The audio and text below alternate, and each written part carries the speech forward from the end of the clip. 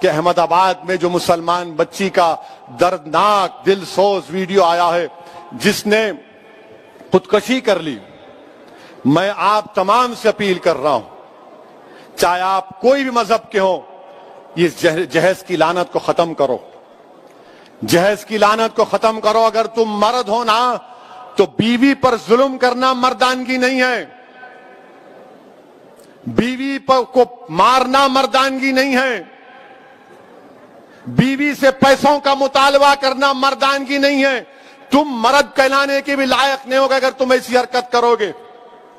وہ معصوم بچی پر ظلم کیا گیا، وہ تنگ آ گئی جہیز کی لعنت کی، جہیز کا مطالبے پر، اس آدمی کے مارنے اور پیٹنے پر، اور اس نے اتنا بڑا اقدام کر لیا۔ شرم آنی چاہیے ان گھر والوں کو جنہوں نے ہماری اس بیٹی کو مجبور کیا۔ میں تو اللہ سے دعا کروں گی اللہ تم کو غارت کرے، تم لوگوں کو۔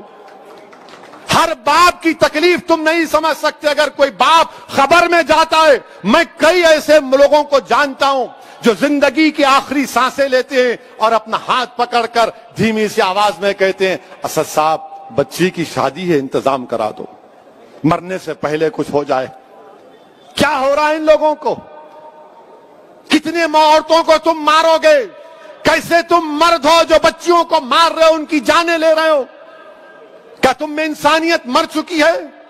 اور ایسے کتنے لوگ ہیں جو اپنی بیویوں پر ظلم کرتے ہیں، تھپڑ مارتے ہیں، جہیز کا مطالبہ کرتے ہیں، حاملہ بیویوں کو ڈھکیلتے ہیں اور باہر نکل کر اپنے آپ کو بڑا فرشتہ کہلاتے ہیں۔ ارے یاد رکھو تم دنیا کو دھوکہ دے سکتے ہو مگر اللہ کو نہیں دیکھ سکتے۔ اللہ دیکھ رہا ہے، اللہ سمجھ رہا ہے، اور اللہ ضرور مظلوم کا ساتھ دے گا، اللہ مظلوم کا ساتھ دے گا۔ میں ان تمام مسلمانوں سے اپیل کر رہا ہوں، اللہ کے رسول صلی اللہ علیہ وسلم نے ارشاد فرمایا تھا کہ تم میں سب سے بہترین وہ ہے جو اپنے گھر والوں سے اچھا ہے، بہترین اخلاق اس کے ہیں جو اپنی بیویوں سے اچھا برتاؤ کرے گا۔ یاد رکھو اگر تم اپنی بیویوں کو مارو گے تو کل یہی مار کا تم کو حساب حشر کے میدان میں دینا پڑے گا۔ جو مسلمان ہیں بتاؤ میرے کو ایک مثال دو کہ ہمارے نبی ہمارے رسول جن کے نام کے خیرات کا صدقہ ہم کھاتے ہیں، کیا انہوں نے کبھی ہماری امت کی ماؤں کو مارا؟ کہ اللہ کے رسول صلی اللہ علیہ وسلم کی مثال دو۔ تم کہتے ہو کہ میں محمد صلی اللہ علیہ وسلم کا امتی ہوں، ارے شرم سے ڈوب مرو۔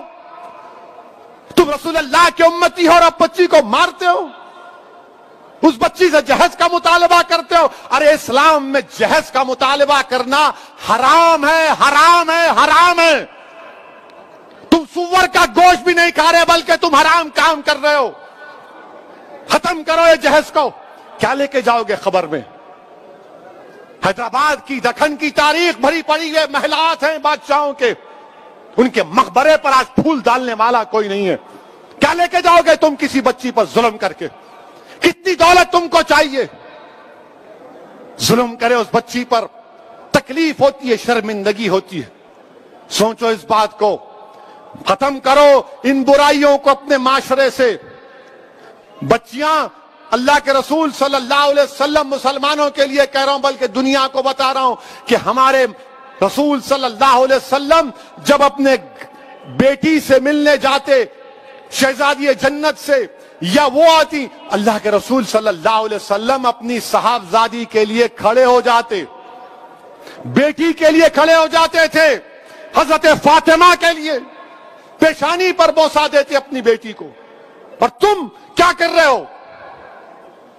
میرے عزیز دوستوں اور بزرگوں، یہ مجلس کے ذمہ داروں کا جلسہ ہے۔ ہماری بھی کوشش ہونی چاہیے کہ پہلے اگر ہمارے گھر میں ایسا ہو رہا ہے اس کا خاتمہ کرو، ہمارے محلے میں ہو رہا ہے سمجھاؤ ان لوگوں کو۔ اور میں ہماری بیٹیوں سے کہوں گا کہ ڈرنا نہیں، تم ہرگز اپنی جان نہیں لینا، تم کبھی اپنی جان نہیں لینا، کبھی نہیں لینا تم اپنی جان، تم زندہ رہو، ہم تمہارے ساتھ ہیں۔ تمہاری جان کی قیمت ہے میری بیٹیوں۔ اگر تمہارا باپ تکلیف میں ہے تو ہم بھی تکلیف میں، مگر کبھی اپنی جان مت لو۔ چھوڑو، لات مارو اس گدھے کو، اس ظالم کو جو تم کو مارتا ہے، تم سے جہیز کا مطالبہ کرتا ہے۔ تمہاری زندگی بہت بڑی ہے، لات مارو اس کو، قانون کو استعمال کرو۔ मत गुजारो ऐसे जालिमों के साथ जिंदगी। क्या फायदा उस बाप पर क्या बीत रही होगी जो वीडियो देखा होगा अपनी बच्ची की मौत का, जिंदा रहते हुए मर गया होगा अगर जिंदा है तो। मेरे अजीज दोस्तों और बुजुर्गों, इस बुराई का खात्मा हमको करना है, औरतों का साथ देना है। औरतों को हकीर मत समझो, औरतों का साथ दो।